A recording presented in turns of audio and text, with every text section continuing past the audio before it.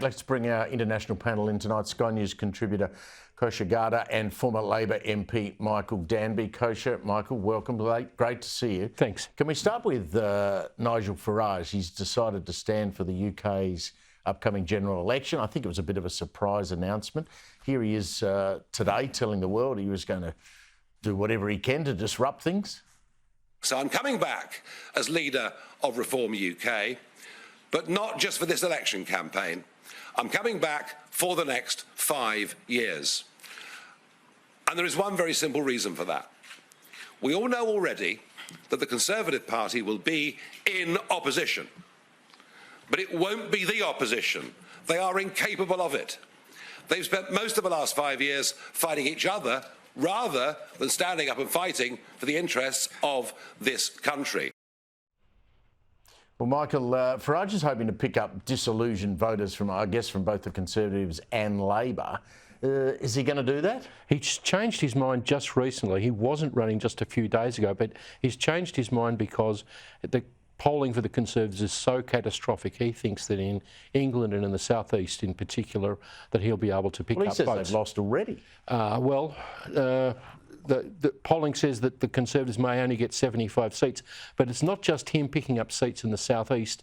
It's that mad George Galloway, the far left and Islamist vote in the industrial North East that might do well too. Kosha, we'll talk Trump in a moment, but is Nigel Farage trying to be a mini Trump? Some actually say that the Trump movement and that whole thing was inspired in some ways by what he did and Brexit. So I think they're all mirroring each other. And as there are more and more disaffected voters across the Western world, you're going to see versions of that, I think, continue to grow. So he will have some sort of an impact on that vote, you would think. I think so. And the seat he's running for, Clacton, there's a precedent there of a former conservative. Or Claxton? Claxton?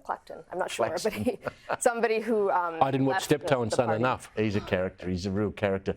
Let's talk about Donald Trump. Now, he's a convicted felon, as we know. Someone listed on a bunch of countries today where he now can't travel to, including Australia. I don't think Donald Trump's got much of a plan to come here. Guilty verdict. What does that actually mean for him? Does it mean, as many commentators are saying, that his poll numbers go through the roof? This is the 69 or 72 million vote question that everybody's waiting for. Look, this thing will likely get overturned on appeal, but not before the election. That was probably by design. To his base, it's made him a martyr. Beyond a martyr, it's actually made him a revolutionary in some ways, and you're seeing that with the hero's welcome he came to at the UFC and other things like that we can glean from.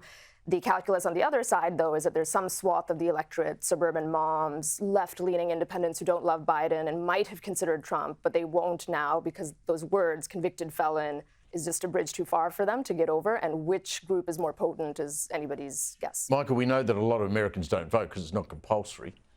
There was some theory that those that don't vote may come out in bigger numbers and support Trump because of what the New York courts have done to him. This whole thing that Americans in middle America hate what the swamp and the elites in New York do to people like Trump. Well, I think Kosha's focused on the right people, the centrists, the independents in the middle. Some say that it hangs on 4,000 swing voters in the 7 swing states, Steve. So I don't know how legal injustices affect them. But I think the fact they didn't let that bloke from the Federal Electorate Commission in the Clinton administration appear before the court does seem a bit crook to us Australians. Kosha, July 11 sentencing. Does he go to jail? You know, nothing can be put past this. Surely that would be one of the most extraordinary things.